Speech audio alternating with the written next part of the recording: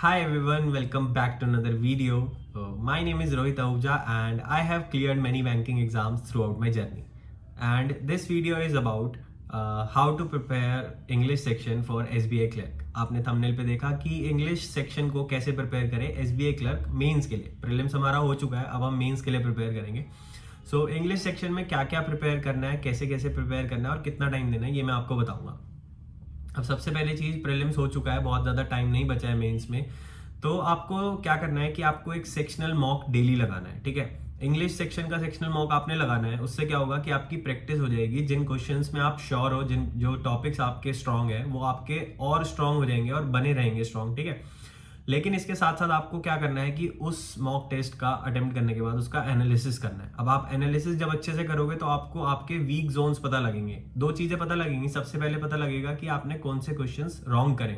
ठीक है, जो आपको लग रहा था कि ठीक है, या फिर आपने गेस वर्क किया लेकिन वो गलत हो गए, तो आपको पता चल जाएगा कि क्या गलत हुआ और आपको इवेल्युएट करना है कि वो क्यों गलत हुआ, है ना. अगर सेम पैटर्न के क्वेश्चंस गलत हो रहे हैं, फॉर एग्जांपल आरसी गलत हो रहा है, 4-5 मॉक लगातार दिया आपने, सब में आरसी गलत हो गया, तो आपको पता लग गया कि आपको आरसी अपना स्ट्रॉन्ग करना है. ठीक है, इसके बाद आपको क्या करना है कि उस टॉपिक को एनालाइज करके, उस टॉपिक को इवेल्युएट करके उसका अच्छे से प्रैक्टिस करनी है सेपरेटली. जिससे क्या होगा कि वो टॉपिक आपका धीरे धीरे डेली प्रैक्टिस करने के बाद स्ट्रांग होता रहेगा और आगे आने वाले मॉक्स में आप उस टॉपिक को अच्छे से अटेम्प्ट कर पाओगे. उसमें एरर्स नहीं होंगे और आप अगर नहीं अटेम्प्ट करो उस टॉपिक को तो अटेम्प्ट कर पाओगे. ठीक है, जिससे आपका स्कोर डेफिनेटली बढ़ेगा. तो आपको एक चीज करनी है सबसे पहले, दैट इज सेक्शनल मॉक लगाना है. उसके बाद उस मॉक का एनालिसिस करना है. एनालिसिस करके आपको पता लगाना है कि कौन से क्वेश्चंस गलत हो रहे हैं, कौन से टाइप के क्वेश्चंस गलत हो रहे हैं और वो क्यों गलत हो रहे हैं. और दूसरी चीज जो फाइंड करनी है वो ये करनी है कि आप कौन से क्वेश्चंस को अटेम्प्ट नहीं कर रहे हो. फॉर एग्जांपल, अगर आप पैराजंबल अटेम्प्ट नहीं कर रहे हो फॉर सम रीजन कि आप श्योर नहीं हो, तो आपको पता है कि आपको उसको अच्छे से पढ़ना है, जिससे आप उसको मॉक में अटेम्प्ट कर सको और एग्जाम में अटेम्प्ट कर सको, ताकि आपका स्कोर बढ़ सके. ठीक है, तो मॉक दे दिया, मॉक का एनालिसिस कर लिया, आपको पता चल गया अपने वीक जोन्स, ऐसे जोन जो आप गलत कर रहे हो या फिर ऐसे जो आप अटेम्प्ट नहीं कर रहे हो.